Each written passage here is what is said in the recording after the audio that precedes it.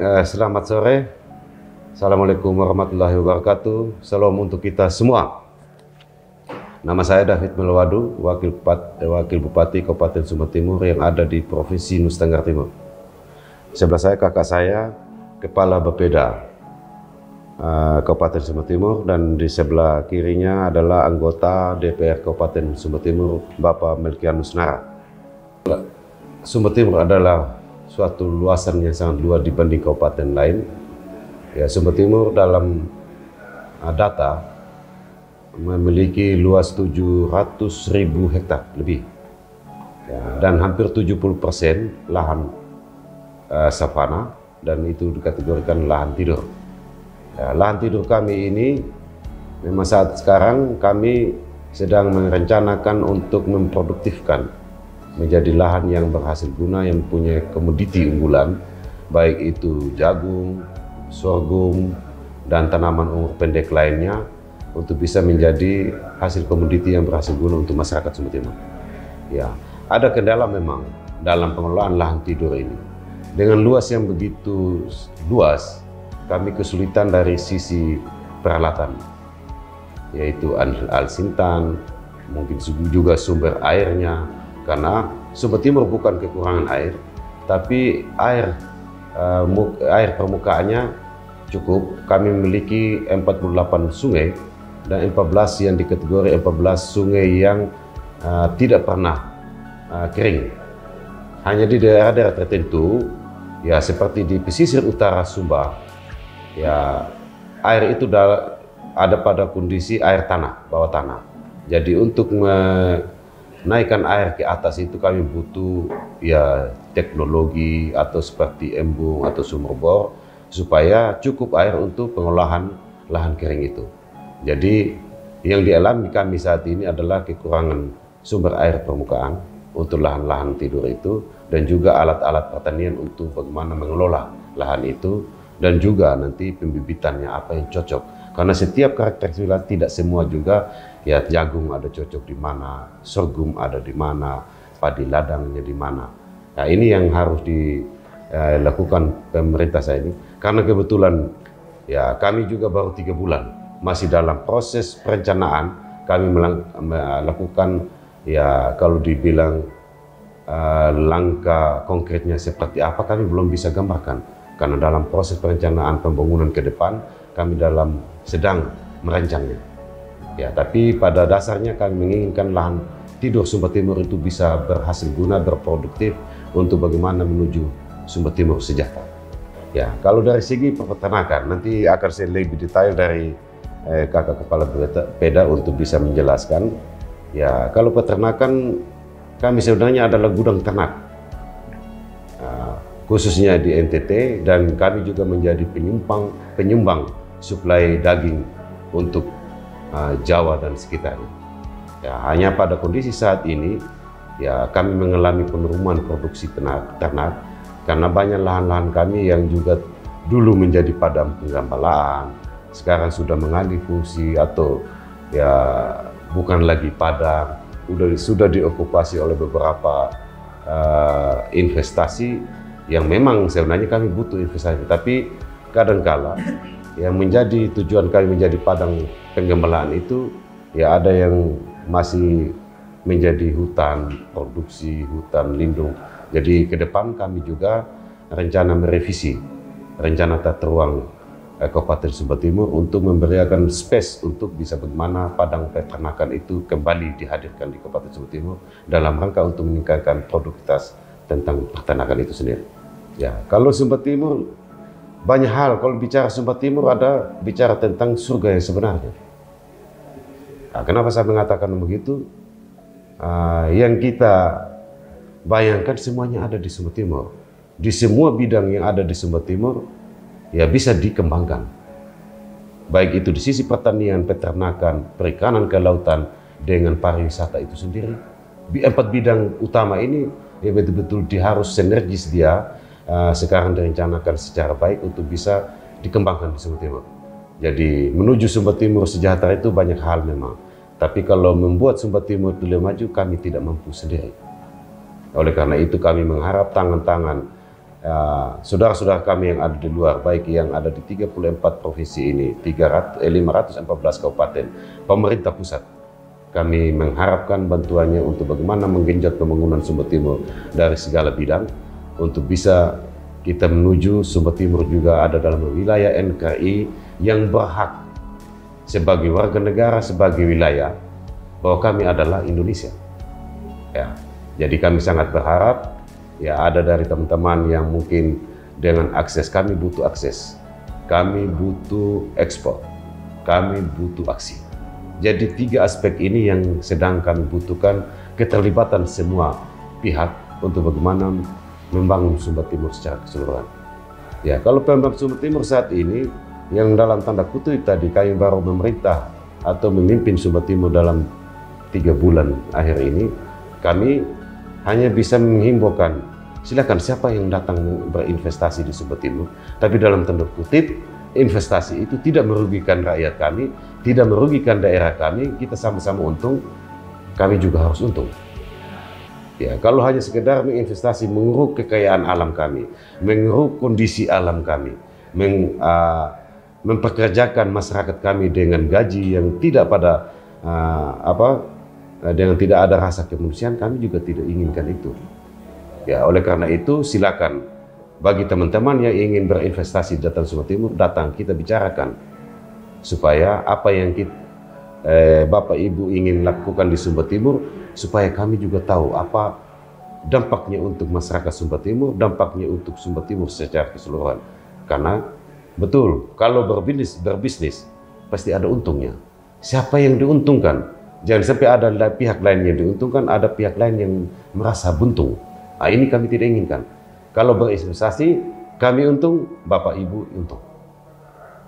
Ya, jadi itu yang kami harapkan. Kami terbuka dari semua bidang pembangunan yang akan ada di Sumba Timur. Silakan datang, kita bicara baik-baik, kita komunikasikan apa yang terbaik yang bisa kita lakukan.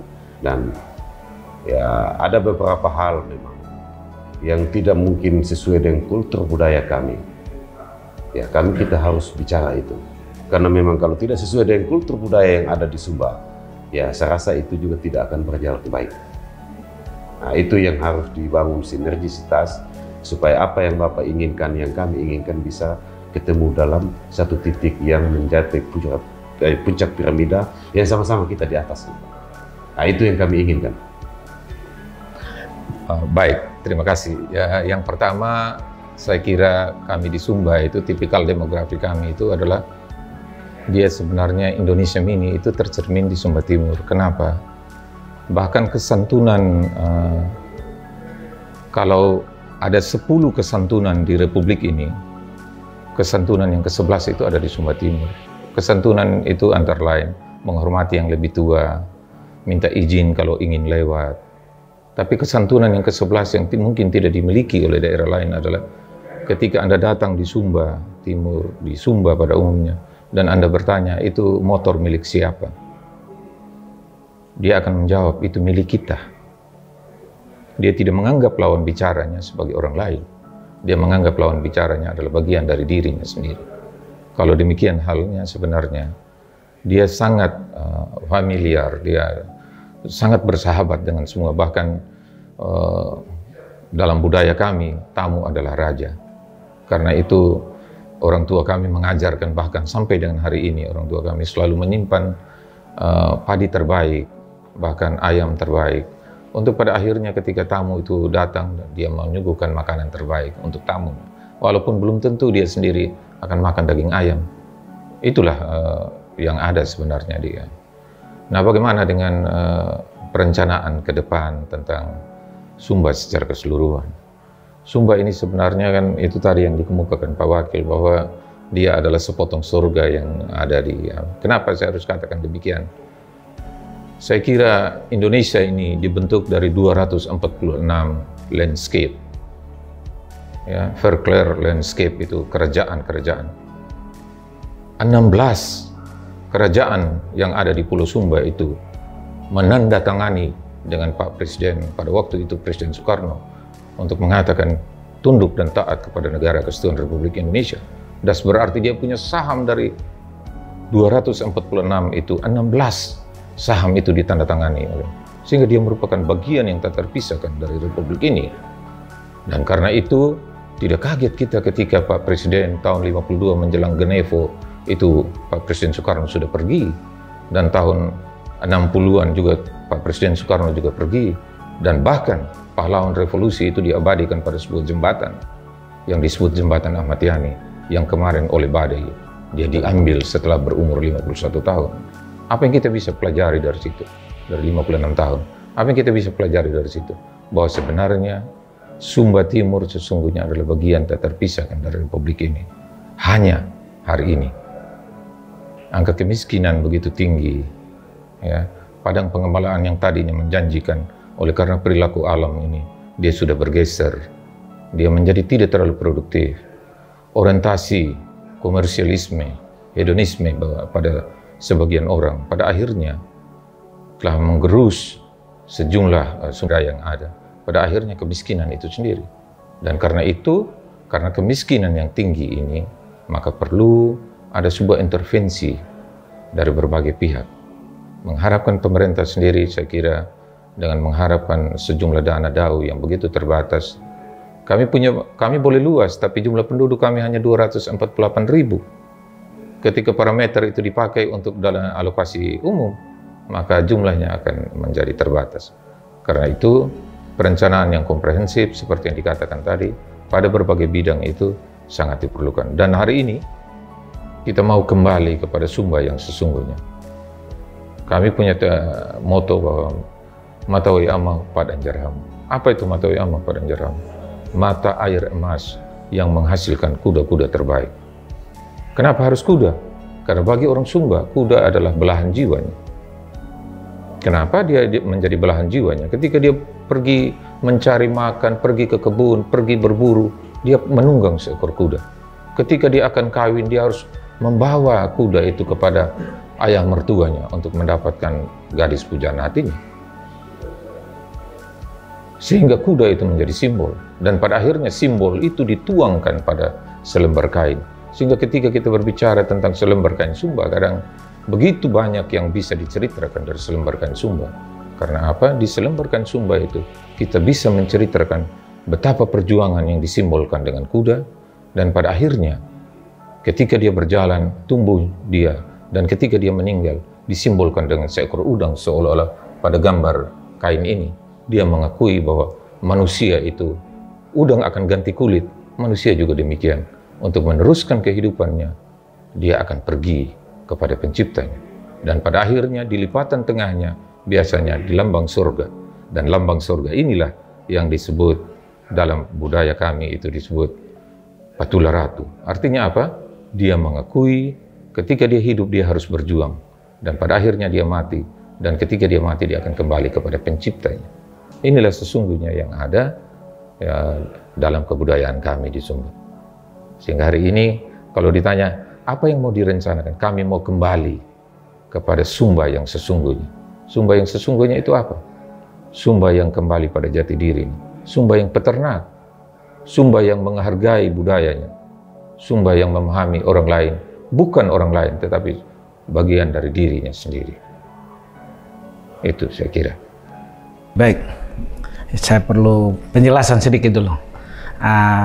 Tadi hanya disebut fraksi saja, DPRD. Saya dari DPRD Kabupaten Sumba Timur dari fraksi PDI Perjuangan. Ini saya perlu perjelas. Jadi baik, saya di DPRD sudah 2 periode dan saya juga ada pada sebagai anggota Banggar. Jadi baik, bagaimana kami mendukung pemerintah. Kami sudah berusaha sama-sama dengan pemerintah, baik dari sisi anggaran maupun dari sisi aturan, karena memang itu adalah fungsi kami. Pertama dari sisi anggaran, salah satu yang kami mendukung budaya bagaimana jati diri kami di Sumba Timur, ya, salah satu kami ambil kebijakan anggaran untuk Parade 1001 kuda di kuda sandalwood di Sumba Timur. Itu bagaimana kita mengembalikan bahwa di NTT itu hanya ada di Sumba Timur kuda sandalwood. Di tempat lain tidak ada. Itulah jati diri kita yang kami pertontonkan di dunia, bahwa ini loh, di Sumba Timur ada parade dan kami dukung dari legislator. Itu dari sisi kebijakan anggaran. Yang kedua dari sisi aturan, kami sudah ambil juga untuk membuat suatu perda inisiatif tentang desa wisata sementara di Godok. Jadi itulah yang kami lakukan bersama-sama pemerintah. Kami mendukung karena memang itu sudah sesuai dengan visi misi dari pemerintah sekarang, yaitu Pak Kris Praeng dan David Melowadu. Jadi kami siap mendukung, yaitu membawa Sumba Timur itu menuju sejahtera, harmoni, dan tertib. Bagaimana bisa sejahtera itu, bagaimana bisa harmoni, dan bagaimana bisa tertib, itu didukung dengan suatu kebijakan anggaran maupun aturan. Karena memang kita perlu, istilahnya itu struktur sektor lah. Bagaimana pariwisata kita mendengar aspirasi masyarakat dari bawah, bottom up ya, ini kita dukung. Mempariwisatakan maupun ekonomi kreatif. Di sini ada pariwisata, sudah ada semua yang memang unik. Bagaimana ini ya, kita sinergis dengan pertanian, perikanan, dan peternakan. Ini semua akan berjalan sama-sama. Sehingga apa yang dikatakan tadi menyangkut lahan ini, ya kita berpikir untuk pertanian. Kami dengan ini komunikasi politik, kami akan komunikasi ke baik di provinsi maupun di pusat supaya kami mendapat intervensi anggaran baik itu APBD 1 maupun APBN untuk mendukung pertanian maupun perikanan atau peternakan. Itu yang kami lakukan. Jadi ya harapan kami memang menyangkut investor, Sumba Timur sudah cukup membuka diri. Welcome bagi siapa saja. Namun di hal-hal lain juga patut kita hargai kultur budaya kami. Jadi kalau ada yang mengatakan Sumba Timur tertutup, tidak. Karena memang kita harus patut menghargai kultur budaya yang memang ada tertentu di sana. Itu yang perlu diperhatikan. Namun apa yang dikatakan dari Pak Wakil Bupati sebagai pemerintah, itu kami siap mendukung dan selalu birokrasi administrasi untuk festival akan dipermudahkan, dan itu adalah program nasional. Jadi saya rasa kami DPR siap mendukung pemerintahan KPDW Sumba Timur menuju sejahtera, harmoni, dan tertib. Wisata yang ada di Sumba Timur ini, dia ada beberapa wisata. Ya, itu wisata yang punya potensi itu hampir semua sama. Itu wisata alam. Wisata alam itu seperti wisata bukit. Yang sekarang lagi tren itu wisata Bukit Wairinding. Dan itu sudah ditetapkan menjadi desa wisata Pambotanjara namanya. Itu sudah ditetapkan dan perdanya sementara digodok sekarang. Perda inisiatif DPRD. Wisata bahari ini yaitu wisata untuk pantai. Pantai kami banyak. Yang ada yang namanya Walakiri Beach, ada yang namanya Tarimbang Beach, dan masih ada yang lain ya seperti Londa 5. Itu wisata budaya. Wisata budaya ini ya seperti ya ini kain tenun ikat, kami memperlihatkan ini budaya kami, rumah adat itu yang ada salah satunya kalau di kota itu yang namanya Kampung Adat Perliu. Itu yang dekat dengan ini, dengan bandara. Masih ada lagi yang namanya Kampung Adat Preyawang. Jadi ini sebenarnya pariwisata itu bagaimana kita mempariwisatakan semua bidang. Ya orang sekarang ya bagaimana sinergi antara peternakan dengan pariwisata menjadi pariwisata. Ya contoh orang prewedding sekarang pakai kuda. Foto, selfie segala macam. Alamnya juga ya cukup ini mendukung. Jadi kalau di sini tidak ada, semua berjalan. Bahari, alam maupun budaya semuanya kami dukung. Itu potensi 3 itu yang menjadi unggul. Jadi bagi investor juga budaya kami ya seperti inilah salah satu ini investor yang sekarang ini lagi ini investor peternakan. Investor peternakan. Ya, sapi Onggol itu hanya ada di Sumba Timur, tidak ada di tempat lain. Di NTT itu hanya ada di Sumba Timur. Ini harus diakuin. Dan sudah ditetapkan melalui baru-baru kami minta di saudara kami DPR RI yang dari wilayah Dapil 2, salah satunya Pak Ansi Lema maupun ini kawan-kawan di DPR RI untuk mendorong bahwa ada pembibitan sapi Ongol itu di Sumba Timur, dan itu sudah ditetapkan. Mungkin itu saja dari saya. Terima kasih.